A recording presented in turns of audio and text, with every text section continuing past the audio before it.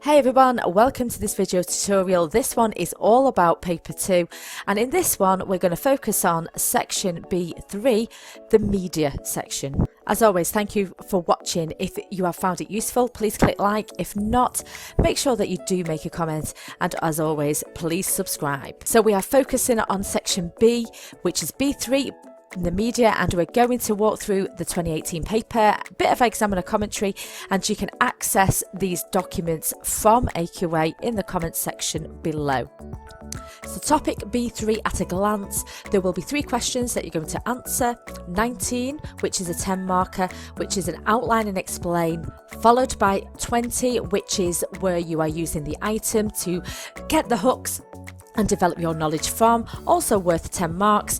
And finally, question 21 is your essay, which is asking you to evaluate one view and use the item to create that debate. In all, you should be spending 1 hour on this section, 15 minutes for each of the 10 markers, and then 30 minutes for the 20 marker. Focusing in on question 19, this is your outline and explain, and here you are asked to outline 2 reasons why the news may portray young people negatively. And it's this type of question that you've got to show application of knowledge between 2 different areas of the specification, in this case news, and applied to a social group which is young people. So let's check out the examiner report and let's see what you could have wrote. Many answers chose to discuss moral panics using the description of Cohen's mods and rockers or some other examples. However, some did not go beyond this to consider, for example, why it was young people in particular should tend to be cast as folk devils. This would have got you some analysis points when you are answering this question. Your good answers considered, for example, negative news values and the age of those controlling the media and the age of the audiences as a reflection of reality linked to pluralism and functionalism's need for boundary maintenance. What I would advise for this question is for you to practice this type of question, showing application from one area of the spec to another, and have a little bit of a go using the examples that are given here and try to go beyond what the majority of students did do. And a final reminder of the 10 mark outline and explain, there is no marks for evaluation. If you look at the mark scheme for this type of question, the marks that are given for AO3 is for analysis and not for an evaluation. So if you do evaluate, that will not be credited.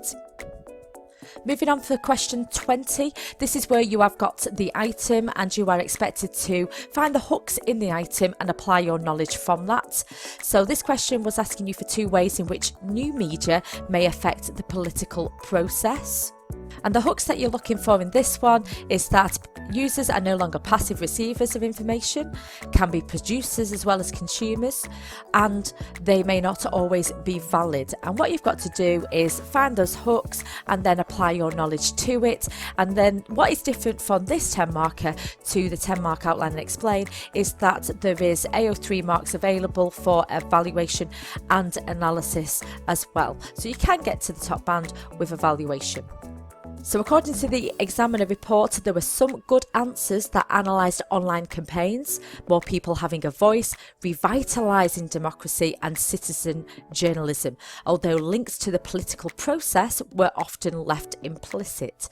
And remember, you have got to show that application, so that might be something that you work on if you were practising this question. Examples often showed good ability to apply sociological ideas to current issues. There were examples of fake news, trolling, and more specific examples such as the Facebook Cambridge Analytica data scandal. Some answers discuss Berlusconi and Murdoch conflating older and new media, and the question and the items need to be carefully considered along with the item rather than rushing in. So you've got something quite important that you need to remember, especially if you are preparing to answer this in 2019. That you need to read that question and the item more than once, spend a little bit of time. You can always spend a little bit of time planning your answer as well, just to make sure that you are finding the correct hooks and also you are applying the correct knowledge to it as well. The final question is your extended essay. It is worth 20 marks. You'll be spending 30 minutes to answer this. It will always have an item for you to draw upon ideas, and this one is asking you to evaluate the view that the media have a direct and immediate effect on the audience. So a little bit of a cheeky two-parter here, because you will need to identify that the media has a direct effect and an immediate effect. So just making sure that you are identifying that there, and it does identify that in the item as well, and it gives you an example for you to draw upon. There's always a hook that will allow you to remember to evaluate. This will be signalled with the however. Critics argue that audiences are active rather than passive and are able to reject media messages, and this is where you can develop your evaluation for this one. So let's check out the examiner reports and see what students did on this question. Better answers recognise that direct and immediate were separate issues. For example, cultural effects model is direct but not immediate, and what I would advise here is have a look at exam questions and read them carefully to see whether there is more than one thing that the question is actually asking you to do, because if you don't address both of them, that is going to limit your marks. So practicing reading and interpreting and dissecting exam questions is part of the process in developing good exam technique. Many answers summarise several models of media effect, with evaluation often limited to points of comparison rather than addressing the demands of the question. Many answers used examples, usually in support of direct and immediate effects, but these were often dated. For example, James Bulger case and the Columbine shootings.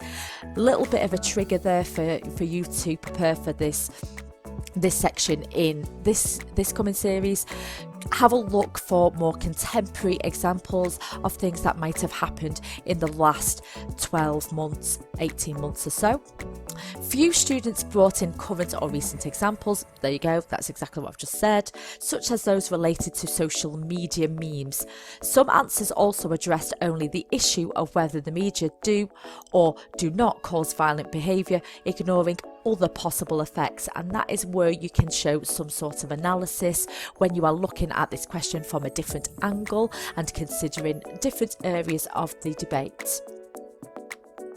So as always, a massive thank you for watching. I hope this has been quite useful for you, especially if you do topic B3, the media, as part of your topics for paper 2. If you have got any questions, please ask away. If you have liked it, please click like, subscribe. By all means, share these videos. I'm hoping that I'm helping students in order to prepare for the summer exams. Okay, have a great evening and I shall see you again soon. Bye bye, bye bye, bye bye.